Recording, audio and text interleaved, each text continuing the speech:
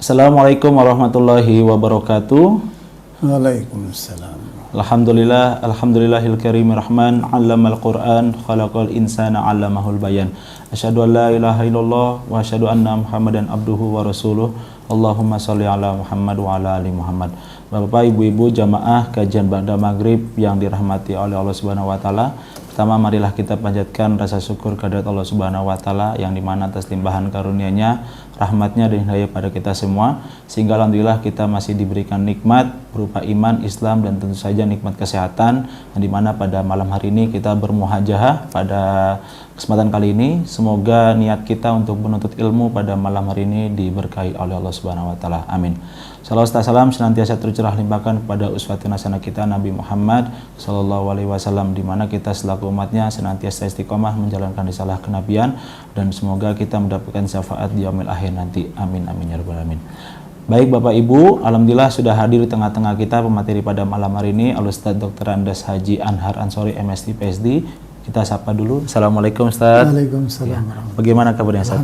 Alhamdulillah sehat ya. Alhamdulillah sehat. Alhamdulillah Bapak Ibu, seperti yang kita ketahui bersama pada pertemuan sebelumnya, beliau telah membahas terkait perjalanan hidup dari Rasulul Azmi, yaitu Nabi Musa alaihissalam. Insya Allah pada pertemuan malam hari ini adalah perjalanan pamungkas ya? Ya, pamungkas. Pamungkas dari cerita dari Rasulul Azmi, yaitu Nabi Musa. Baik, tanpa berpanjang waktu, kita mulai dengan baca basmalah bersama-sama. Bismillahirrahmanirrahim. Bagi Bapak Ibu yang mau bertanya, silakan bisa chat di kolom Zoom. Monggo kepada Ustaz Dr. Andes Haji Anhar Ansori MSc PhD dengan segala hormat disilahkan. Baik, terima kasih. Assalamualaikum warahmatullahi wabarakatuh. Bismillahirrahmanirrahim. Alhamdulillahirabbil alamin. Wassalatu wassalamu ala asrafil mursalin nabina Muhammadin wa ala alihi wa ashabihi wa man tabi'a hudahu bi ihsanin ila yaumiddin. Bapak-bapak, ibu-ibu, saudara-saudara, para pemirsa dimanapun berada yang kami hormati, yang sangat kami muliakan, alhamdulillah kita panjatkan kehadirat Allah Subhanahu wa taala yang telah melimpahkan rahmat, taufik dan hidayahnya kepada kita, sehingga pada saat ini kita bisa melanjutkan kajian kita tentang Rasulul Azmi yang ketiga, yaitu Nabi Musa alaihissalam, yang kemarin sudah kita bicarakan 2 kali ya. Baik, 2 kali tatap muka. Nah, ini mungkin pembahasan, artinya ini pembahasan yang pamungkas ini, yang terakhir. Kenapa? Karena memang kita diperintahkan untuk meneladani ya para rasul-rasul Allah sampai kepada Nabi kita, Nabi besar Muhammad sallallahu alaihi wasallam. Untuk bisa meneladaninya, maka kita tinjau, kita teliti, kita kaji ya, kita bahas sesuai dengan informasi yang kita dapatkan dari Al-Quran dan sunnah Nabi kita, Nabi besar Muhammad sallallahu alaihi wasallam. Nah, yang terakhir ini kita akan membicarakan tentang mukjizat, ya kan? Mukjizat yang diberikan kepada Musa alaihissalam, yang selama ini kita yang populer itu adalah tongkatnya menjadi ular, ya. Nah, sekarang kita akan bahas, sudah barang tentu pendekatannya, pendekatan tafsir. Saya bacakan ayatnya dari surat Al-Isra, ya, surat yang ke-17, ayat yang 101. A'udzubillahi minasyaitonirrajim. Bismillahirrahmanirrahim. Walaqad ataina Musa tis'a ayatim bayinatim fas'al Bani Israel izja'ahum faqala lahu fir'aun inni la azunnuka ya Musa mashura. Ya, ayat 101. Dan sesungguhnya kami telah memberikan kepada Musa 9 mukjizat. Nah, kadang diterjemahkan dengan 9 tanda-tanda. Tanda-tanda bisa juga tanda-tanda kenabian, karena menggunakan di sini kata ayatin. Ayat itu bisa berarti bagian dari surat, bisa berarti tanda-tanda kebesaran Allah, bisa juga berarti mukjizat, ya kan? Mukjizat itu juga tanda-tanda kebesaran Allah, ya. Jadi 9 mukjizat atau 9 ayat yang nyata, yang jelas, ya gitu. Maka tanyakanlah kepada Bani Israel, ya. Tatkala Musa datang kepada mereka, ya, lalu Fir'aun bertanya kepadanya, sesungguhnya jadi bertanya ya kepada Musa, sesungguhnya aku sangka kau hai Musa seorang yang kena sihir. Mahsura, orang yang kena sihir.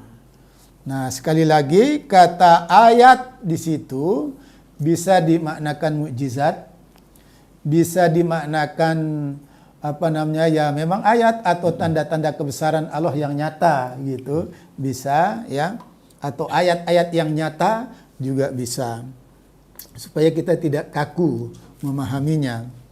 Nah, dalam tafsir disebutkan di berbagai tafsir yang setelah itu saya kumpulkan, yang dimaksud dengan 9 mukjizat itu, ya, yang agak umum kita ketahui, yang pertama, tongkat menjadi ular.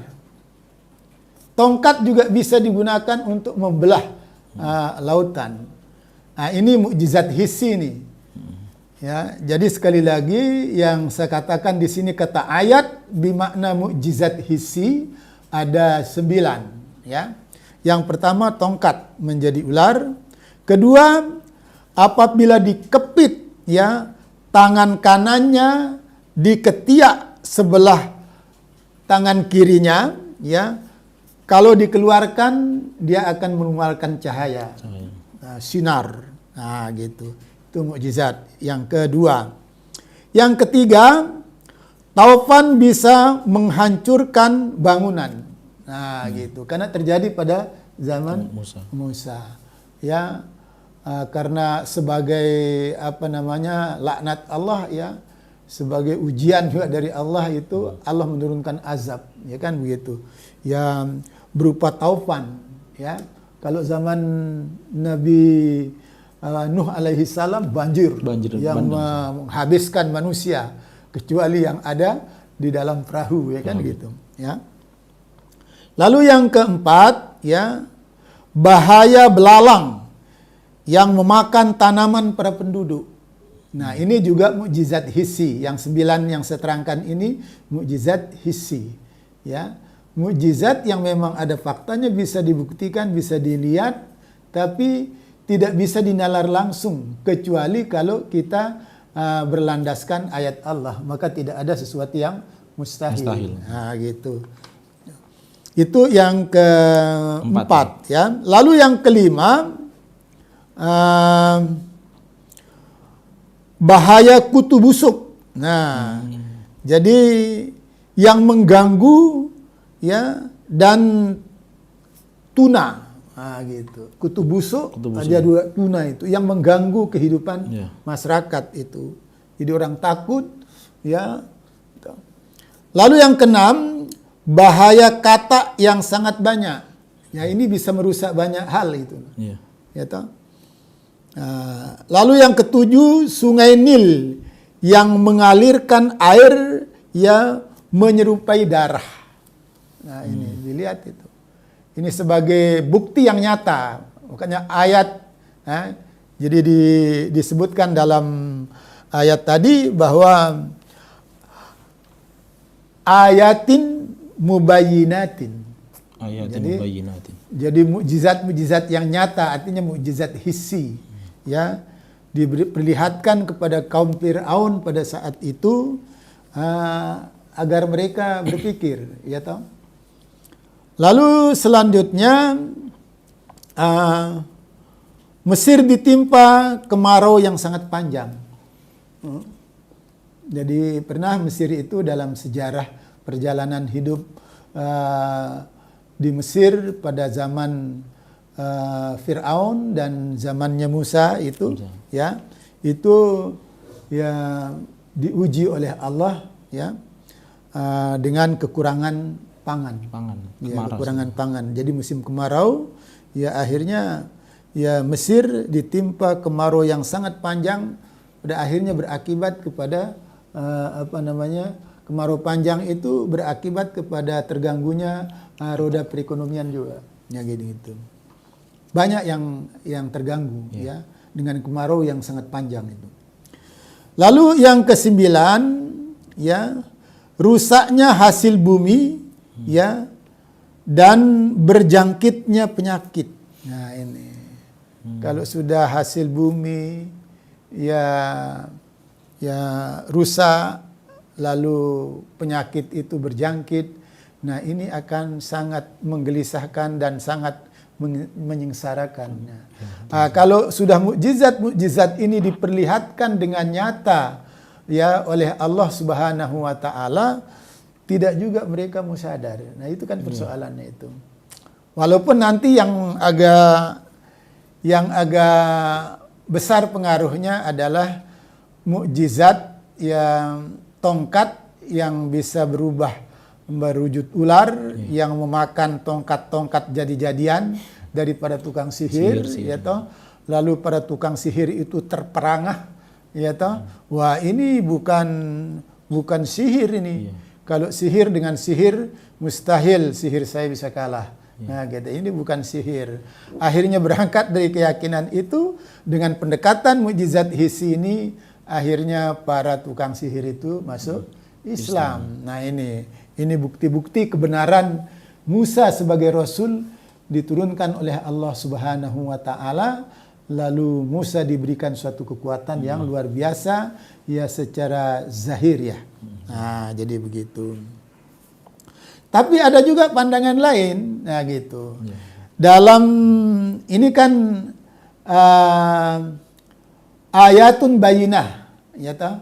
Ayat bimakna mukjizat hissi, ya, yang nyata, yang konkret, bisa dibuktikan, ya, oleh mata, bisa dibuktikan oleh banyak orang, ya, secara terbuka, secara umum, gitu. Tapi dalam tafsir Ibnu Jarir At-Tabari, ya, berdasarkan hadis sahih ini, ya, hadis sahih dari Safwan bin Asal, ya, bin Asal, jadi 9 ya ayat yang nyata itu, ya, bukan mukjizat hissi, tapi mukjizat dalam makna mukjizat maknawi. Nah, gitu, ya. Yang pertama, nah ini saya ambil dari tafsir ini, ya. Pertama, jangan persekutukan Allah dengan sesuatu apapun. Nah ini, ya. Nah, ini syariat yang dibawa oleh Musa alaihissalam. Makanya kalau kelompok-kelompok Yahudi itu suka membunuh dengan jalan yang tidak hak, nah, sesungguhnya dia tidak layak dikatakan pengikut agama yang dibawa oleh Musa. Karena ajaran Musa, dan ini ada dijelaskan juga oleh Buya Hamka, ada orang Yahudi yang tahu ini. Ya toh? Jadi teks aslinya itu tahu, ya, ini ajaran Musa alaihissalam. Nah, jadi gitu, ya. Jangan, ya, itu pesannya Musa, jangan persekutukan Allah dengan segala sesuatu. Nah, dan ini syariat yang diturunkan oleh Allah kepada seluruh rasul. Ya, katakanlah mulai dari Nabi Nuh alaihissalam, ya, juga melarang untuk menyekutukan Allah. Demikian juga Nabi Ibrahim. Ya, langkah pertama justru memberantas orang-orang yang menyekutukan Allah, ya kan? Ya. Nah, demikian juga pada zaman Musa. Musa jelas, ya.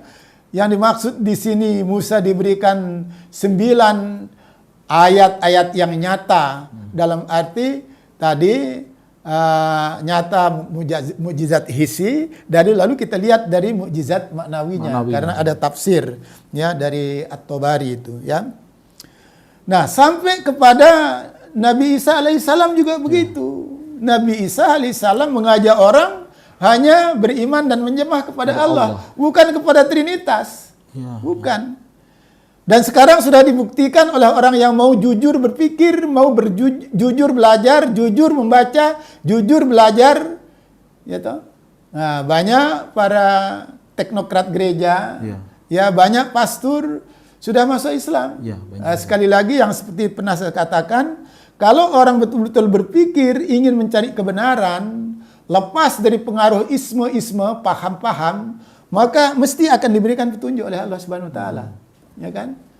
Ya, mesti ya. Makanya banyak lalu mengalami konversi agama. Artinya kembali dia ke agama ya, bukan agama baru, sebenarnya sudah diberikan sejak dalam kandungan. Nah, makanya konversi agama.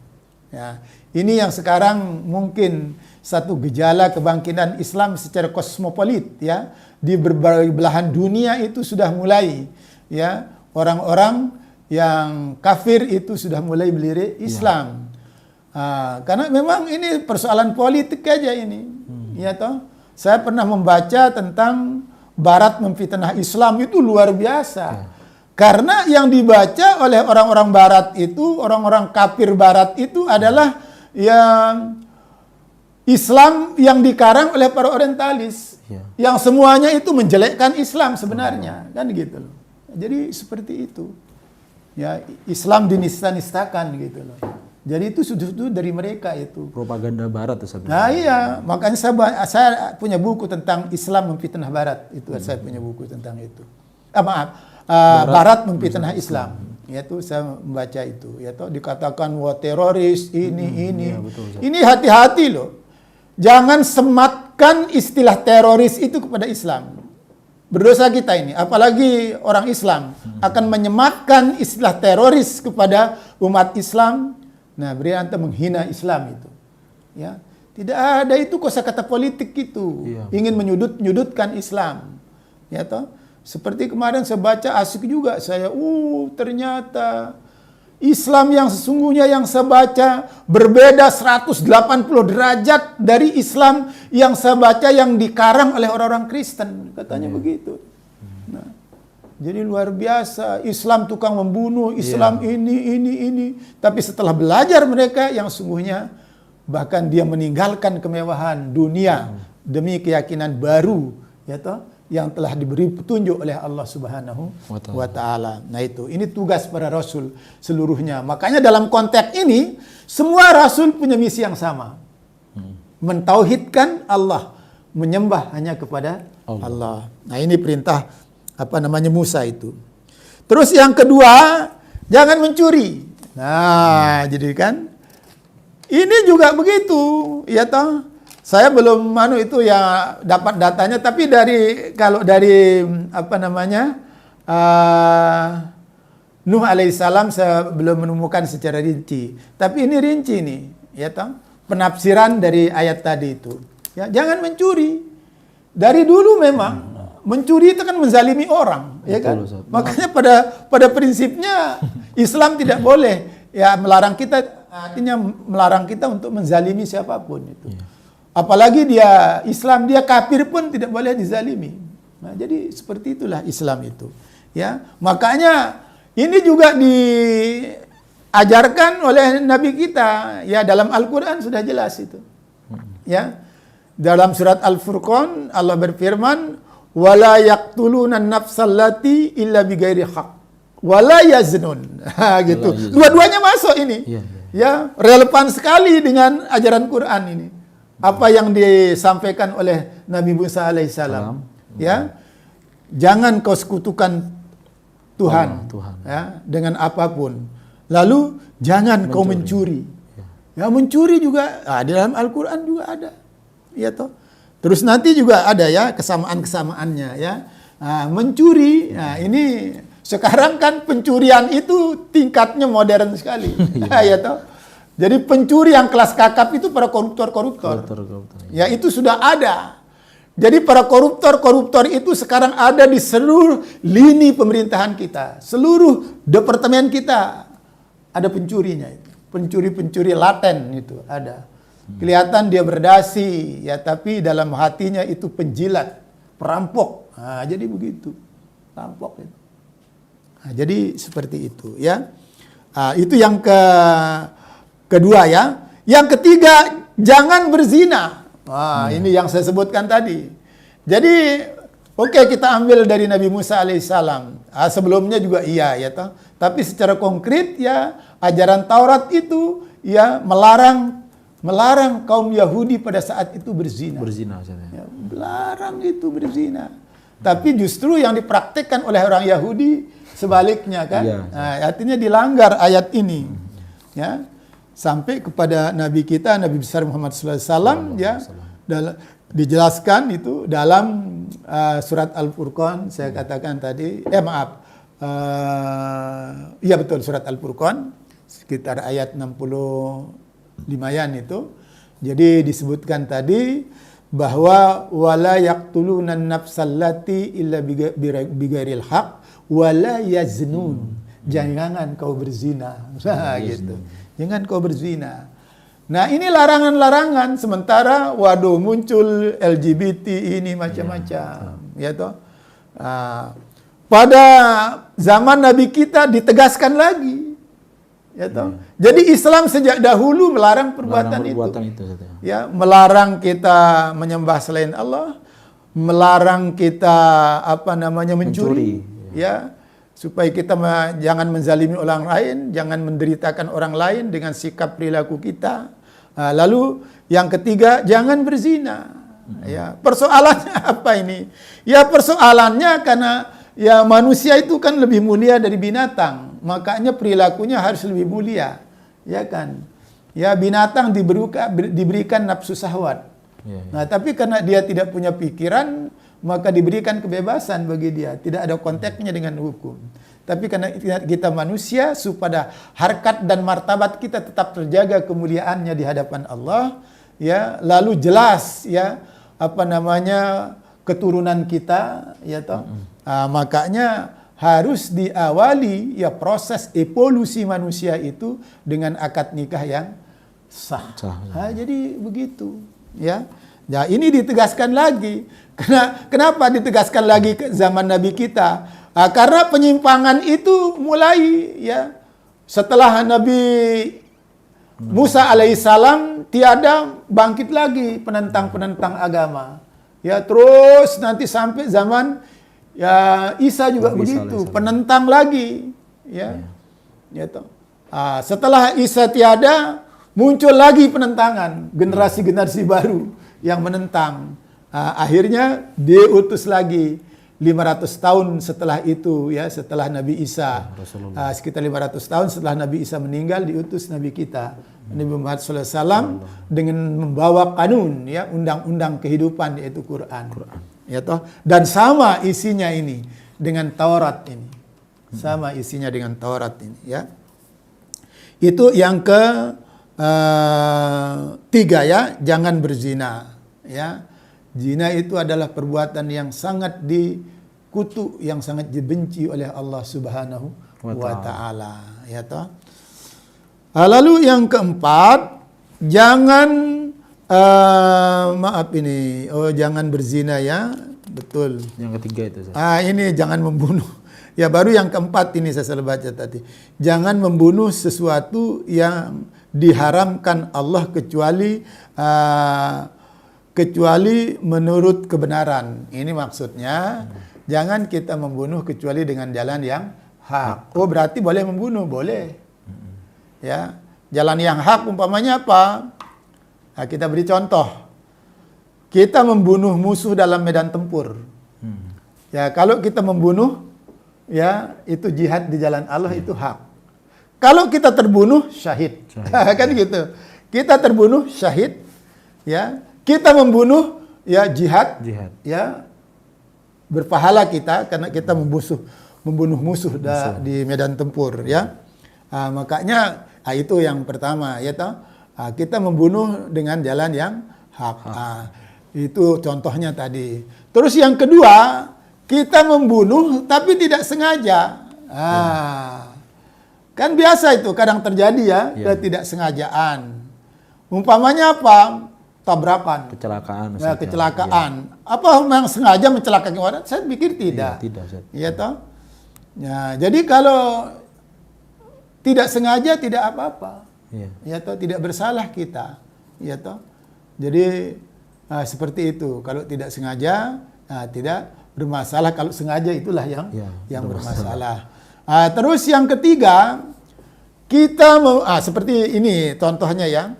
Kemarin kita singgung tentang apa yang dilakukan oleh Musa alaihissalam. Waktu membantu orang yang dizalimi berkelahi, ya yang satu sudah kewalahan minta tolong, padahal maksudnya bukan membunuh, tapi tempeleng sekali, mati. Itu kan tidak sengaja, malah Musa menyesal, ya kan? Nah itu tidak salah Musa itu, karena maksudnya bukan untuk membunuh. Dan yang kena itu justru orang yang sedang menzalimi orang lain. Kan begitu. Kan hidup mati di tangan Allah. Cuma tempel yang sekali udah mati ya. Memang Allah sudah menghendaki dia mati pada saat itu gitu.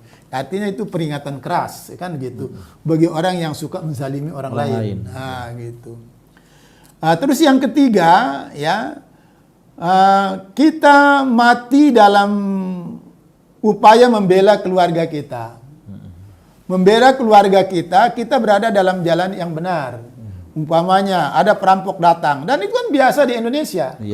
Ya, bukan saja harta yang dirampok, kehormatan pemilik rumah pun juga kadang dirampok. Ya, setelah itu dibunuh. Ya toh. Nah, kalau dia tidak terbunuh, maka pemilik rumah yang dirampok akan terbunuh. Nah, kalau terjadi perkelahian, lalu yang yang terbunuh si perampoknya, pencurinya umpamanya kan, yang ingin membunuh itu, terjadi perkelahian, lalu yang membela diri, membela harta, membela keluarganya itu menang, ya, lalu yang jahat ini terbunuh, dia tidak salah. Tidak salah itu, membela diri, karena semata-mata untuk membela diri. Nah itu bisa ditengok nanti dalam tafsir Ibnu Hazm. Gitu. Dalam tafsir Ibnu Hazm. Bahkan, dalam tafsir Ibnu Hazm, ini konteksnya ya. Kalau orang miskin ya menuntut haknya kepada orang kaya. Apa orang miskin punya hak? Punya. Ya. Jadi bagi orang kaya itu ada 8 asnaf yang berhak terhadap kekayaannya. Artinya terhadap zakatnya. Zakat kekayaannya itu. Ya, antara lain orang fakir miskin. Nah, sehingga Ibnu Hazm menyatakan kalau suatu saat orang miskin menuntut haknya kepada orang kaya yang tidak mau mengeluarkan zakat itu kan hak orang miskin juga ya toh. Sehingga terjadi perkelahian, ya perkelahian itu terjadi, lalu si miskin ya terbunuh, ya. Maka si kaya kena hukuman. Nah, mengapa? Karena dia sedang membunuh orang yang sedang menuntut haknya. Nah, karena sudah diminta baik-baik kok, tidak diberi. Akhirnya dia memaksakan, terjadi perkelahian. Nah, maka si kaya yang membunuh si miskin ini kena hukuman. Itu menurut Ibnu Hazm. Tapi bila sebaliknya, ya toh, yang terjadi umpamanya si kaya terbunuh, si miskin bebas dari hukuman. Karena dia dalam rangka membela haknya, untuk menuntut haknya. Membela diri untuk menuntut haknya. Wah, ini luar biasa indahnya itu. Nah, jadi seperti itu. Ya, cuma jangan sampai yang pernah terjadi di kehidupan milenial umpamanya ya, punya saingan ya toh.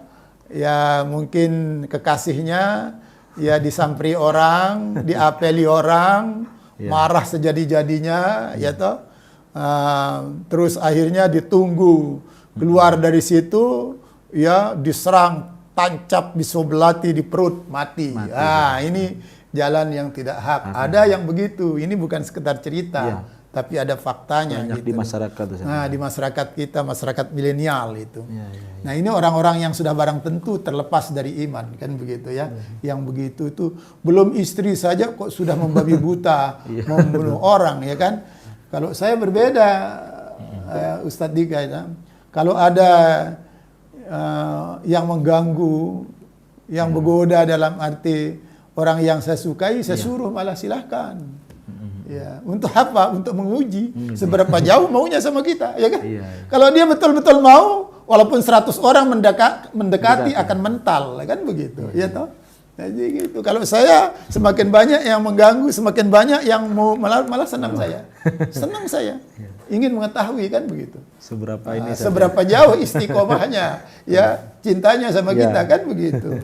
Kalau dia betul-betul, nah jangan sampai kita membunuh orang, apalagi belum menjadi istri kita kan. Nah, silahkan, cuma dalam Islam kalau sudah kita pinang, lalu pinangan diterima, dilarang kita mengganggu. Ya kan begitu, ya toh. Nah, jadi itu kita boleh membunuh dalam kondisi seperti itu, ya toh. Itu jalan yang hak tadi. Lalu yang kelima, jangan kamu membawa orang yang tidak bersalah kepada pemerintah dengan maksud agar dihukum oleh pemerintah. Nah, ini terjadi di zaman kita sekarang. Nah, gitu. Ya. Jangan kamu membawa seseorang yang tidak bersalah kepada pemerintah dengan maksud supaya mereka dihukum. Nah, gitu. Jangan. Itu zaman Musa sudah ada aturan seperti itu, ya toh. Jangan. Nah, tapi di negara kita kayaknya masih ada yang begitu itu. Orang tidak bersalah dibawa. Ya, belum tahu salahnya sudah di penjara. Ada yang begitu. Nah, ini kayaknya hukum kita ini sudah bagaimana itu, ya toh. Ya sudah tumpul ke atas ya. Nah, iya, jadi bukan hanya tumpulnya ya ke bawah, ya atau ke samping juga tumpul gitu. Kenapa? Nah, ini karena memang peradaban kita ini masih dipertanyakan kemuliaannya itu. Ya, peradaban hukum kita maksud saya di sini ini semakin tidak berperi kemanusiaan gitu. Ya, kita ambil satu contoh lah, umpamanya saya baca di koran tahun 90-an itu. Di Surabaya itu ada seorang driver taksi menaikkan penumpang di jalan yang tidak begitu ramai gitu ya. Terus begitu naik penumpangnya 2 orang di belakang gitu, ya 1 di depan, dijerat leher pengemudinya, ya toh, pakai kabel, ya tidak bisa bernapas, matilah pengemudi itu. Nah, terus digelindingkan mayatnya. Yang di depan mengambil kemudi. Kelihatan polisi kejar mengejar. Akhirnya apa? Tangkap. Setelah ditangkap, lalu apa hukumannya? Nah, itu. Bisa dipastikan itu. Masuk penjara 15 tahun atau masuk penjara 15 tahun atau 20 tahun. Gitu. Nah, pertanyaan kita, apakah itu sudah masuk nuansa berkeadilan? Oh, sangat tidak adil itu. Ya toh? Jadi seorang dibunuh dengan jalan yang tidak hak. Lalu yang dirugikan apa? Pertama, nyawa orang hilang. Ya, dengan jalan tidak hak. Lalu yang kedua, istrinya menjadi janda. Terus yang ketiga, anaknya jadi yatim. Lalu yang keempat, perekonomian rumah tangga itu macet total. Mengapa? Karena yang mencari nafkah sudah tiada. Ya tahu? Lalu hukum kita menyatakan masuk penjara ya 15 sampai 20 tahun. Apa ini adil? Sangat tidak beradab itu.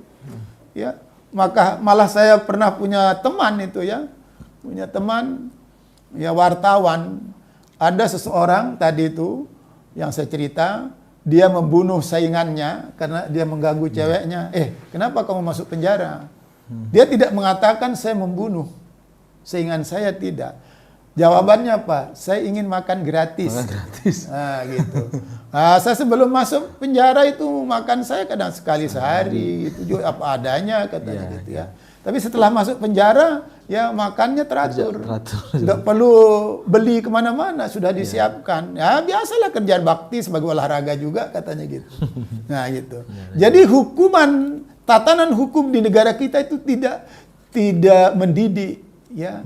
Tidak menuju ke terbentuknya karakter building, pembangunan karakter kembali. Enggak. Justru mematikan karakter. Betul. Jadi seperti itu. Ustaz, mohon maaf 5 menit lagi. Oh, 5 menit lagi. Ya, oke, ini wah kalau kita luar biasa itu ya. Jangan membunuh dengan jalan. Jangan kita membawa menyeret orang. Ya, dia bersalah. Lalu kita buat fitnah-fitnah. Ini sudah ada ajaran yang dibawa oleh Nabi Musa alaihissalam. Sampai kepada Nabi kita juga ditegaskan. Jangan ya membawa orang yang tidak bersalah kepada pemerintah, kepada hukum dengan maksud supaya dia dihukum. Itu tidak boleh. Ya toh? Nah, lalu yang selanjutnya yang keenam, Ustaz. Yang keenam, jangan kamu mempergunakan sihir. Nah, ini sihir ya toh. Sihir dilarang ya pada zaman Nabi Musa alaihissalam. Karena sihir itu ya perbuatan sifatnya memaksa itu, memaksakan kehendak. Tapi dijelaskan di dalam Al-Qur'an baru saya temui ya. Jadi bukan hanya Nabi Musa alaihissalam melarang orang melakukan sihir, tapi juga Nabi kita, Nabi besar Muhammad sallallahu alaihi wasallam, karena jelas dalam Al-Qur'an. Dalam Al-Qur'an difirmankan oleh Allah, "Inna syaitana yu'allimuna an-nasa sihra." Sesungguhnya setan itu mengajar manusia sihir. Nah, jadi cirinya sebenarnya tidak rasional. Ya, tidak rasional itu. Sihir itu tidak rasional. Ya, mengapa? Karena dia ada keterlibatan makhluk-makhluk jahat. Ya, jin-jin yang jahat itu, setan itu masuk kan gitu. Tidak rasional itu.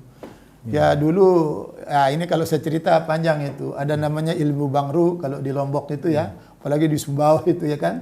Nah, itu kalau umpamanya dipasang ke orang itu, ya itu sudah kerjasama dengan makhluk-makhluk jahat itu. Orang bisa teriak sejadi-jadinya. Itu ya toh. Nah ini kalau saya cerita panjang itu ya toh. Karena ini waktunya sudah mau habis ya toh.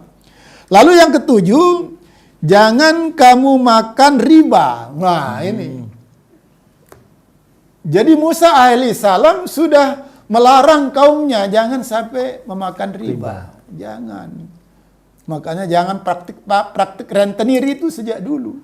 Ya toh. Sampai kepada Nabi kita juga diabadikan di dalam Al-Qur'an. Nah, ini yang perlu kita lestarikan ini, ditegaskan lagi dalam Al-Qur'an. Ya, jadi paling tidak sejak zaman Nabi Musa alaihissalam sudah disinggung itu, jangan sampai kita memakan barang riba. Lalu yang kedelapan, jangan kamu tuduh perempuan baik-baik berbuat zina. Nah, ini bukan hanya zaman Nabi kita, mulai dari zaman Nabi Musa alaihissalam. Jangan sampai kita menuduh perempuan baik-baik berbuat zina. Ya, jangan. Apalagi menuduh istri atau sebaliknya, ya kan gitu. Ya toh? Jangan, ya toh. Lalu yang kesembilan, yang terakhir, jangan kamu lari meninggalkan medan tempur.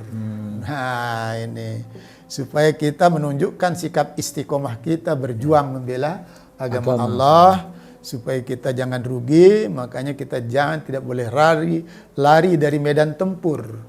Sudah barang tentu, kadang-kadang orang memaknakan tempur itu ya tidak hanya terbatas ke medan peperangan secara fisikly, tapi bertempur dalam arti berjuang ya, berperang ya, jadi ghazwal fikr. Gitu, ghazwal fikr. Ya, perang berpikir. Nah, kalau kita lihat pikiran-pikiran yang nyeleneh, yang menyudut-nyudutkan Islam, kita hadapi dia. Ya kan begitu, jangan diam, ya kan.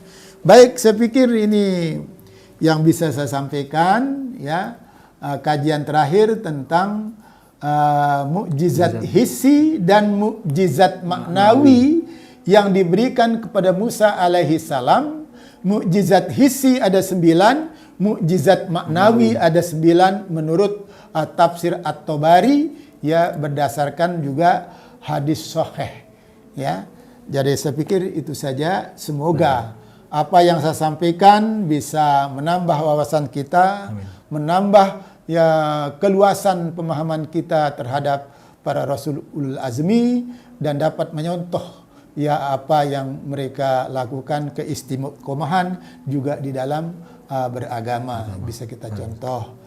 Atas segala kekurangan dalam uraian ini saya mohon maaf yang sebesar-besarnya. Billahi fi sabilil haqq wa fastabiqul khairat. Assalamualaikum warahmatullahi wabarakatuh. Waalaikumsalam warahmatullahi wabarakatuh. Kami ucapkan jazakumullah khair kepada Ustadz Dr. Andes Haji Anhar Ansori MSc PhD yang sudah menyampaikan materi yang luar biasa bermanfaat tentunya bagi kita semua. Tentunya apa yang beliau sampaikan semoga kita dapat mengambil pelajaran dan juga betul-betul ditanamkan diri pribadi masing-masing bahwa sesungguhnya mengimani Rasulullah itu sebagai iman kita kepada Allah Subhanahu wa taala, dan juga apa-apa yang disampaikan tadi Ustadz terkait mukjizat hizi dan juga mukjizat manawi yang ada pada Nabi Musa alaihissalam dapat kita ambil hikmah dan juga ambil pelajaran yang ada di dalamnya. Baik, ada pertanyaan dari jamaah? Ya, berhubung tidak ada pertanyaan, berhubung juga sudah waktu maghrib sudah tiba, mari kita tutup dengan membaca lafaz hamdalah bersama-sama. Ya. Alhamdulillahirabbil alamin dan doa kafaratul majelis. Subhanakallahumma wa bihamdika asyhadu an la ilaha illa anta astaghfiruka wa atubu ilaik. Dan kita doakan kepada Ustadz dan keluarga semoga senantiasa diberikan kesehatan selalu oleh Allah Subhanahu wa taala agar pada pertemuan-pertemuan selanjutnya beliau dapat memberikan ilmunya kembali kepada kita semua. Dan juga kami ingatkan untuk jamaah untuk senantiasa menyaksikan kajian-kajian kami di channel YouTube Masjid Islamic Center Universitas Ahmad Dahlan, yaitu pada maghrib setiap Senin sampai Jumat dan juga Ahad pagi setiap jam 6 sampai jam 7 pagi. Terima kasih. Billahi bisabilil haq wa fastabiqul khairat. Assalamualaikum warahmatullahi wabarakatuh. Waalaikumsalam.